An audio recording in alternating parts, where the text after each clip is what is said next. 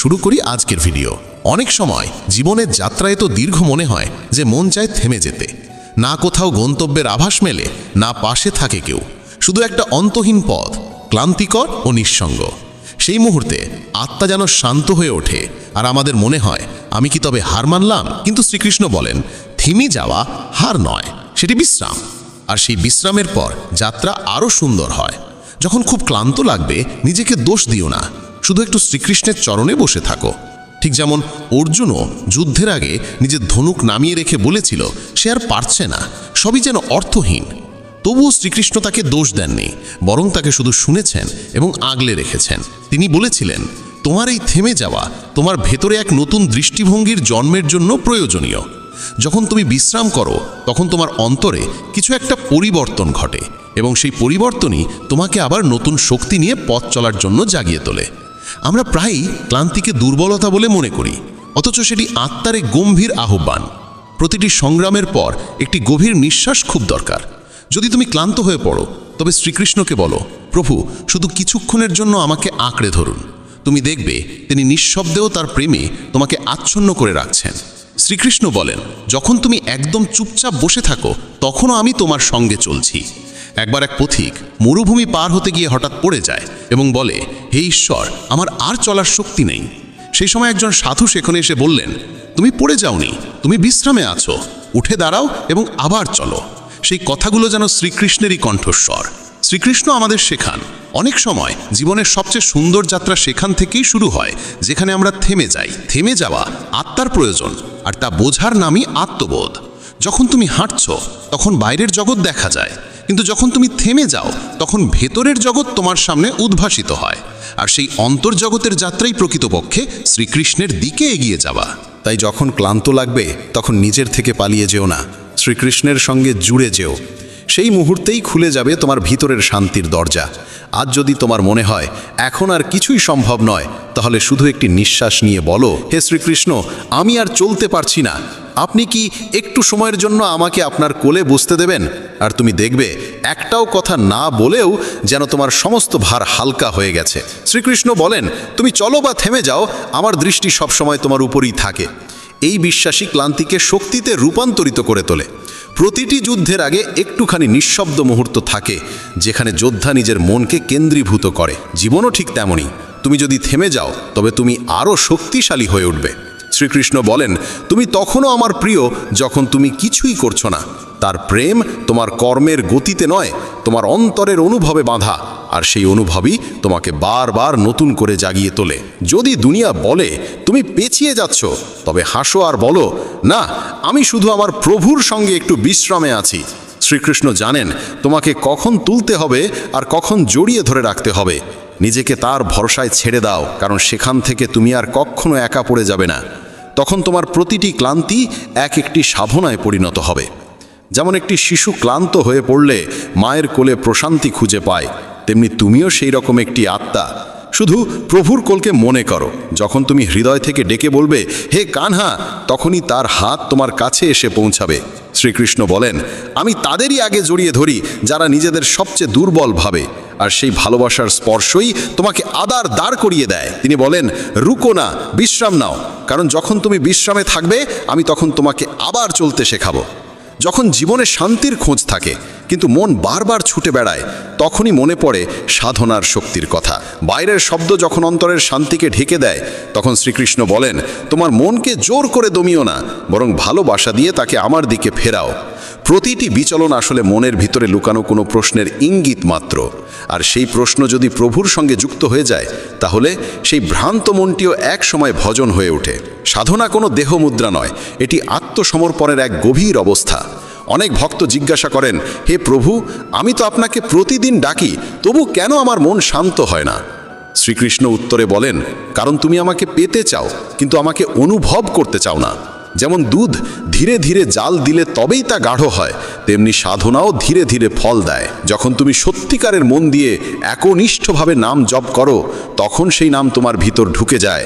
আর তখন তুমি অনুভব করতে শুরু করো শান্তি বাইরে নয়, ভেতরেই বইছে। জীবনে অনেক সময় এমন একটা মোড় আসে যেখানে না কাজে আনন্দ থাকে, না মানুষের সান্নিধ্যে। ঠিক সেই সময়টাই হয় সাধনার বীজ বোনার শ্রেষ্ঠ সময়। যে আত্মা এই পথ থেকে পালিয়ে বাঁচতে চায় সে আরও বেশি ভ্রান্ত হবে, কিন্তু যে আত্মা এই পথের সঙ্গে একাত্ম হয় সে ধীরে ধীরে পৌঁছে যায় শ্রীকৃষ্ণের সান্নিধ্যে। শ্রীকৃষ্ণ বলেন, আমি সেখানে থাকি যেখানে মন স্থির থাকে এবং হৃদয় হয় নম্র। আজকের এই ব্যস্ত জগতে মানুষ ধ্যান করার কথা ভুলে গেছে। সকাল বেলাতেই চোখ খুলেই তারা মোবাইল, চিন্তার, কাজের দিকে ছুটে যায়। প্রভুর নাম যেন কোথাও হারিয়ে যায়। কিন্তু তুমি কি কখনো খেয়াল করেছ একজন সাধু কিভাবে হাসে? তার না আছে অর্থ, না আছে যশ, তবু সে যেন ভিতর থেকে আনন্দে ভরে থাকে, কারণ সে সাধনাকেই জীবন করে তুলেছে। শ্রীকৃষ্ণ বলেন, যে প্রতিটি নিঃশ্বাসে আমার নাম নেয় তার জীবন তখনই পরিপূর্ণ হয়ে ওঠে। অনেক ভক্ত বলেন, আমার মন খুব চঞ্চল, প্রতিবার ধ্যান ভেঙে যায়। শ্রীকৃষ্ণ উত্তর দেন, যদি প্রতিবার তোমার মন ধ্যান থেকে সরে যায় আর তবুও তুমি প্রতিবার ফিরে আসো, সেটাই তোমার তপস্যা। যে বারবার ফিরে আসে সেই সত্যিকারের সাধক।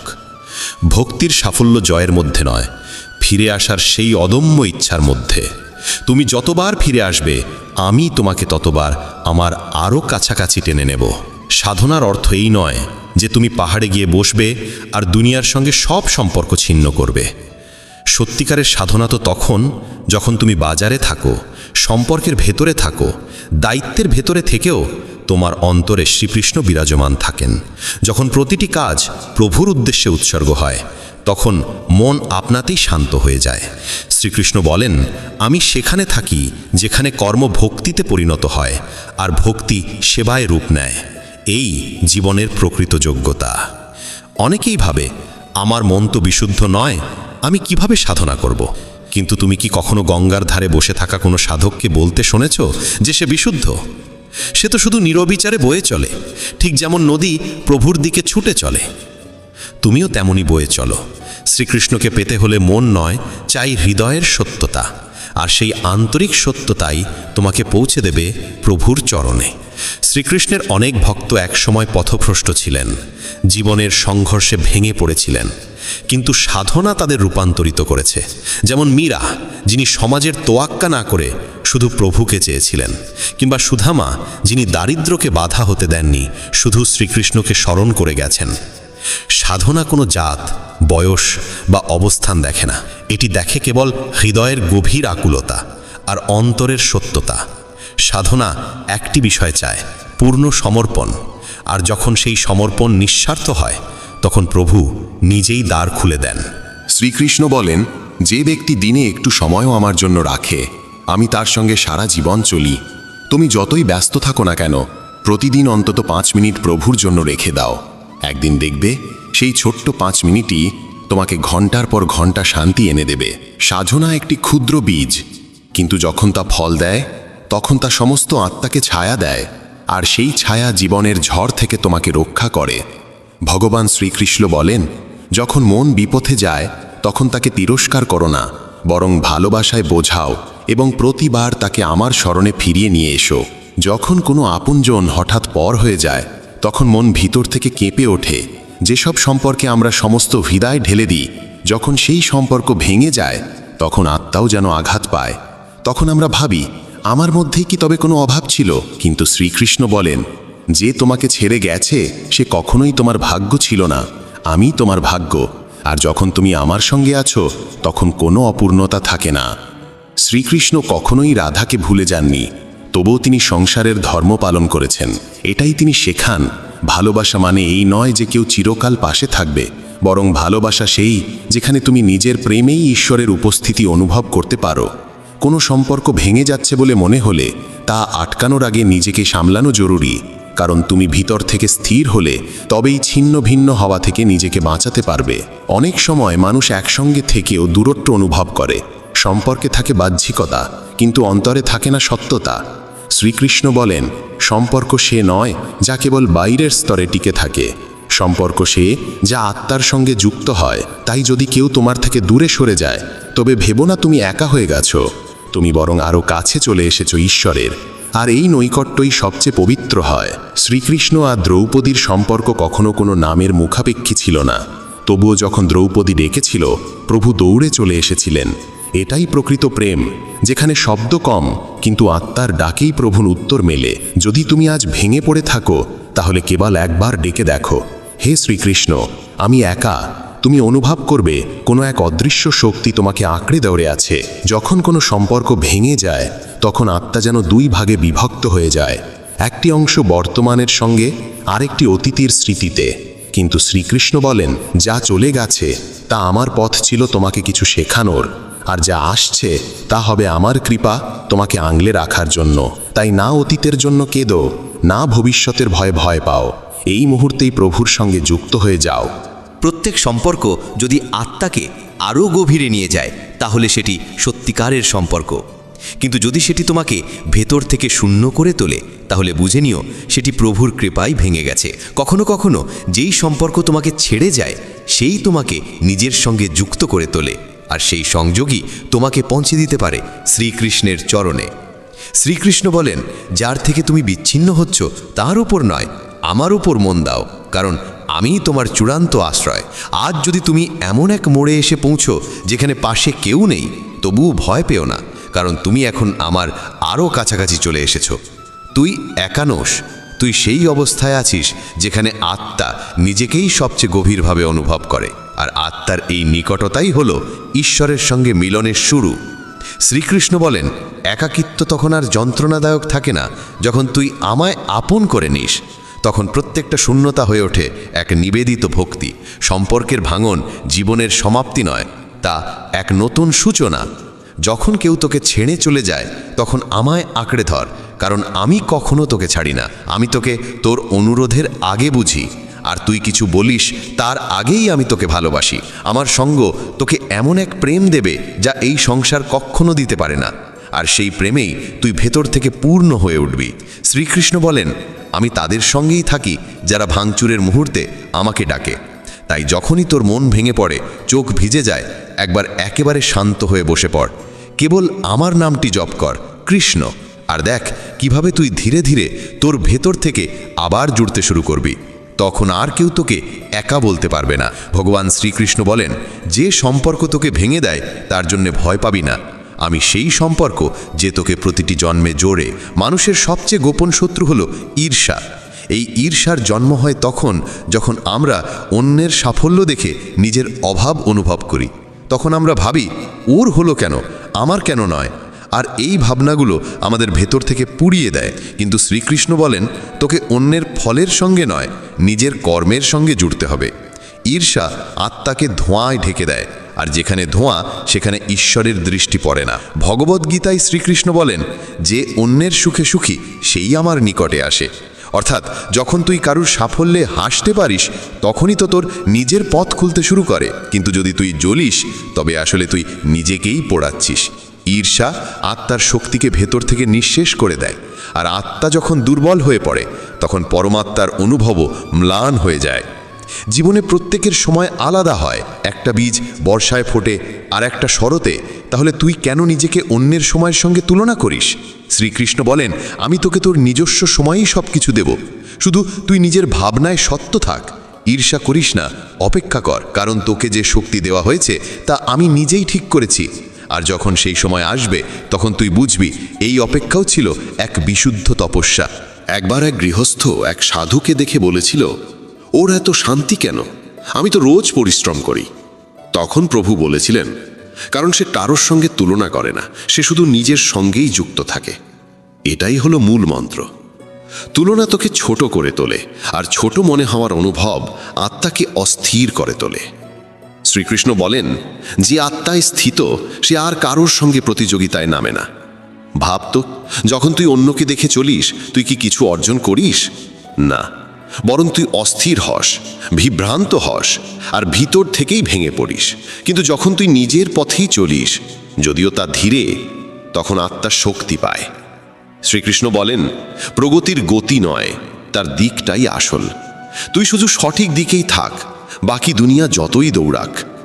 ঈর্ষা একরকম অজ্ঞতা, এ ভুলে যাওয়া যে প্রভু তোকে একেবারেই অনন্য করে সৃষ্টি করেছেন। তুই কারো মতো নস, আর কেউ তোকে মতো নয়। যখন তুই নিজের স্বাতন্ত্র্য বুঝতে পারিস, তখনই তুই পূর্ণ হয়ে উঠিস। শ্রীকৃষ্ণ বলেন, আমি প্রতিটি আত্মায় বিশেষভাবে অধিষ্ঠিত আছি, কিন্তু সব আত্মা আমায় চিনতে পারে না। তুই নিজেকে চিনে নে, এই চিন্তাই হলো তোর ঈশ্বরের সঙ্গে মিলন। অনেক সময় আমরা ভাবি, আমি তো ভক্তি করি, তাহলে কেন পিছিয়ে পড়ছি? এই প্রশ্নগুলো আমাদের হতাশ করে। কিন্তু তোর যা আসার তা ঠিক সময়েই আসবে, কারণ তা প্রভুর নির্ধারিত। আর তুই যখন সেই সময় পৌঁছবি, তখন বুঝবি কেন প্রতিটি অপেক্ষা ছিল এত অর্থপূর্ণ, কেন প্রত্যেকটা দেরি আসলে আশীর্বাদ ছিল। কিন্তু তুই কি সত্যিই ভক্তি করছিস, নাকি তুলনা? যদি তোর ভক্তিতেও অন্যের চেয়ে শ্রেষ্ঠ হবার প্রতিযোগিতা থাকে, তাহলে সেটা আর উপাসনা নয়, তা প্রতিযোগিতা মাত্র। শ্রীকৃষ্ণ বলেন, ভক্তিতে কোনো প্রতিদ্বন্দ্বিতা থাকে না, সেখানে শুধু নিঃস্বার্থ সমর্পণ থাকে। আর যখন সমর্পণ সম্পূর্ণ হয়, তখন ফল আপনাতেই আসে। যখন কারোর আনন্দ তোকে কষ্ট দেয়, তখন কিছুক্ষণ শান্ত হয়ে বসে পড়, শ্রীকৃষ্ণের নাম জপ কর, আর মনে মনে বল, হে প্রভু, আমায় এতটা বিশাল হৃদয় দাও যেন আমি প্রত্যেকের আনন্দে তোমারই মুখ দেখতে পাই। এই প্রার্থনাই তোকে শুদ্ধ করে তুলবে, আর তোর হৃদয়কে ফের সহজ করে দেবে। যে অন্যের উন্নতিতেও সুখ অনুভব করতে পারে, সেই আত্মাই প্রভুর সবচেয়ে কাছাকাছি থাকে। মনে রাখ, যে আজ সফল, সেও একদিন কঠিন লড়াইয়ের ভিতর দিয়েই গিয়েছে। তুই কেবল তার ফল দেখছিস, তার যন্ত্রণা নয়। শ্রীকৃষ্ণ বলেন, যাকে তুই আজ সফল দেখতে পাচ্ছিস, সে আমারই পরিকল্পনার ফল। কিন্তু তুই তোর নিজের পরিকল্পনার জন্য তোর কর্ম কর। আর যখন তুই তোর নিজের অন্তরের যাত্রায় বেরোবি, তখন তোর কারোর প্রতি ঈর্ষা থাকবে না। তখন তুই বুঝতে পারবি প্রতিটি আত্মার পথ আলাদা। ভগবান শ্রীকৃষ্ণ বলেন, ঈর্ষায় তুই আমায় হারিয়ে ফেলিস, কিন্তু প্রেমে তুই আমায় পেয়ে যাও। তাই প্রেম কর, আর প্রত্যেকের মধ্যে আমায় দেখ। যখন জীবন বারবার তোকে বলে তুই পারবি না, তখন তুই চুপচাপ ভেতর থেকে আমার নাম জপ কর, শ্রীকৃষ্ণ। কারণ এই দুনিয়া তো হারের ওপর বিচার করে, কিন্তু প্রভু তোর চেষ্টার ওপর হাসেন। শ্রীকৃষ্ণ বলেন, যদি তুই পড়েও আবার উঠে দাঁড়াস, তবে আমি তোকে কখনো ছেড়ে যেতে পারি না। তাই হারকে অভিশাপ মনে করিস না, সেটাকেই সিঁড়ি ভাব। কারণ প্রতিটি হার তোর জীবনে এক নতুন বাঁক, প্রভুর আরও কাছাকাছি যাওয়ার সুযোগ। অনেক সময় কঠোর পরিশ্রমের পরেও ফল মেলে না, তখন মন রাগে ভরে যায়। তুই ভাবিস, আমার সাধনা কি তবে বৃথা গেল? কিন্তু শ্রীকৃষ্ণ বলেন, সাধনা কখনো বৃথা যায় না, সময় আসলে তা ফলবত হবেই। যেমন একটি বীজকে অন্ধকারে থেকে মাটি ভেদ করে ওপরে উঠতে হয়, তেমনি তোকেও অন্ধকার পেরিয়ে আলো পেতে হবে। আর সেই আলো নিশ্চিত, কারণ প্রভু তো তোকে কখনো ছাড়েনি। ধৈর্যই সেই শক্তি যা ঝড়ের মধ্যেও দীপশিখাকে নিভতে দেয় না। শ্রীকৃষ্ণ বলেন, যে ধৈর্য ধরতে পারে সেই আমার কৃপায় পূর্ণ হয়। তুই যত বেশি সহ্য করিস, তত গভীরভাবে প্রভুকে অনুভব করিস।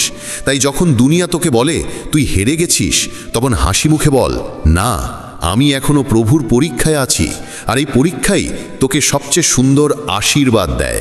বিশ্বাস রাখ। অনেক সময় মানুষ তোকে নিয়ে হাসাহাসি করবে, যখন তুই বারবার চেষ্টা করবি। তারা বলবে, এবার আর লাভ কি? কিন্তু মনে রাখ, শ্রীকৃষ্ণ নিজেও তো গোকুলে ছোটবেলায় মাখন চুরি করতে গিয়ে বারবার পড়ে গিয়েছিল, আর সেই পড়ে যাওয়াই একদিন তাকে পরিণত করেছিল সেই মহাযোগেশ্বরে, যিনি গোটা বিশ্বকে গীতা উপহার দিয়েছিলেন। তুইও কখনো তোর চেষ্টা ও পরিশ্রমকে তুচ্ছ ভাবিস না। সেই চেষ্টার মাঝেই তো প্রভুর ছোঁয়া থাকে, আর সেই ছোঁয়াই একদিন তোকে সেই স্থানে পৌঁছে দেবে যেখানে তুই নিজেকে সত্যিই চিনতে পারবি। প্রতিটি ছোট পদক্ষেপ তোকে ভিতর থেকে প্রভুর দর্শনের জন্য প্রস্তুত করে তোলে। যদি জীবনের সব কিছু সহজেই পেয়ে যাস, তাহলে তুই কখন প্রভুকে ডেকেই বা দেখাবি?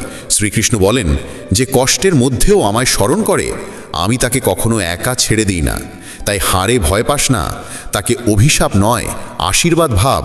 কারণ সেই হার তোকে আমার আরও কাছাকাছি নিয়ে আসে। যখন তুই ভিতর থেকে ভেঙে পড়িস, তখনই বুঝে নিস এটাই সেই মুহূর্ত যখন তোর আমার স্মরণে আসার সময় এসেছে। একবার এক কৃষক টানা 5 বছর ধরে অনুর্বর জমিতে পরিশ্রম করেছিল, আর 6ষ্ঠ বছরে সেখানে ফসল ফলেছিল। সবাই তাকে পাগল বলেছিল, কিন্তু প্রভু তার ধৈর্যকে দেখে তাকে আশীর্বাদ করেছিলেন। ঠিক তেমনি তোর ধৈর্য তোর সবচেয়ে বড় শক্তি। তুই দুনিয়াকে দেখাতে যাস না, শুধু আমায় দেখাতে চেষ্টা কর তুই এখনও অটল আছিস। শ্রীকৃষ্ণ বলেন, যে ফলের চিন্তা না করে কাজ করে সেই আমার প্রিয়। ধৈর্য মানে সেই প্রতিটি রাত পেরিয়ে যাওয়া যেখানে তুই একা, কিন্তু তবুও হাল ছাড়িস না। আর সেই প্রতিটি সকাল দেখা যেখানে তুই ক্লান্ত, তবুও উঠে দাঁড়াস। প্রভু তোকে প্রতি মুহূর্তে দেখছেন, তোর নীরবতায়, তোর চোখের জলে, তোর চেষ্টা আর অধ্যবসায়। আর যখন তোর সময় আসবে, তখন তুই শুধু জয়ী হবি না, তুই দীপ্তিময় হয়ে উঠবি, ঠিক যেমন যুদ্ধ শেষে অর্জুন হয়েছিল। তাই যদি তুই হেরে যাস, নিজেকে দোষ দিস না, শুধু একটু বিশ্রাম নে আর বল, হে কৃষ্ণ, আমায় আবার একবার তুলে নাও। কারণ তিনি তাকে কখনো ক্লান্ত হতে দেন না যাকে তিনি ভালোবাসেন। তার আশীর্বাদ হয়তো ধীরে আসে, কিন্তু তা অমলিন। শ্রীকৃষ্ণ বলেন যে বারবার পড়েও আমার নাম জপ করে, সেই শেষ পর্যন্ত বিজয়ী হয়। তুই জীবনে কতবার পড়ে গেছিস তা গুনিস না, তুই কতবার উঠে দাঁড়িয়েছিস সেটাই গুণ, কারণ প্রত্যেকটা উঠেই তোর বিশ্বাস বেঁচে থাকে। শ্রীকৃষ্ণ বলেন, যখন তুই নিজেকে সবচেয়ে দুর্বল মনে করিস, তখনই আমি তোকে সবচেয়ে বেশি ঘিরে থাকি। আর এই অনুভবেই তোকে আবার দাঁড় করিয়ে দেয়, দৃঢ়, শান্ত এবং বিজয়ের জন্য প্রস্তুত। ভগবান শ্রীকৃষ্ণ বলেন, ধৈর্য ধর, কারণ আমি তোকে তখনই দেব যখন তুই সত্যিই তার যোগ্য হয়ে উঠবি। আর তখন কোনো শক্তি তা তোকে ছিনিয়ে নিতে পারবে না। জীবনে এমন একটা সময় আসে যখন সবাই চুপ হয়ে যায়। যারা একসময় পাশে ছিল তারাই আজ অচেনা হয়ে যায়। সম্পর্ক, বন্ধুত্ব, ভরসা সব কিছু হারিয়ে যায়, আর রয়ে যায় শুধুই নিঃশব্দতা। সেই মুহূর্তে আত্মা একটি প্রশ্ন করে যে আমি কি সত্যিই একা? আর তখন শ্রীকৃষ্ণের বাণী ভিতর থেকে প্রতিধ্বনিত হয়, তুই একা নস, আমি তোর ভিতরেই আছি। এই সেই মুহূর্ত যেখান থেকে আত্মনির্ভরতার সূচনা হয়। শ্রীকৃষ্ণ বলেন, যে ভিতর থেকে নিজের সঙ্গে যুক্ত থাকে তার কাছে বাইরের কোনো সঙ্গ কখনো নির্ভরতা হয়ে দাঁড়ায় না। যখন তুই সবাইকে হারিয়েও স্থির থাকতে পারিস, তখন বুঝে নিস তুই এখন নিজে ও আমার ওপর নির্ভর করছিস।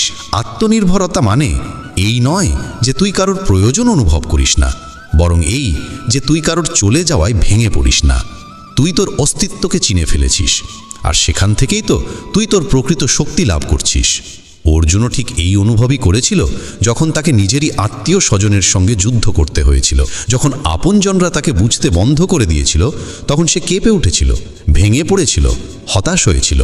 কিন্তু তখন শ্রীকৃষ্ণ বলেছিলেন, তোর কর্তব্য থেকে পিছিয়ে আয় না, কর্মপথ থেকে সরে আয় না। আর যখন অর্জুন নিজের হৃদয়ে শ্রীকৃষ্ণকে স্থান দিল, তখন আর তাকে কোনো বাইরের ভরসার দরকার পড়েনি।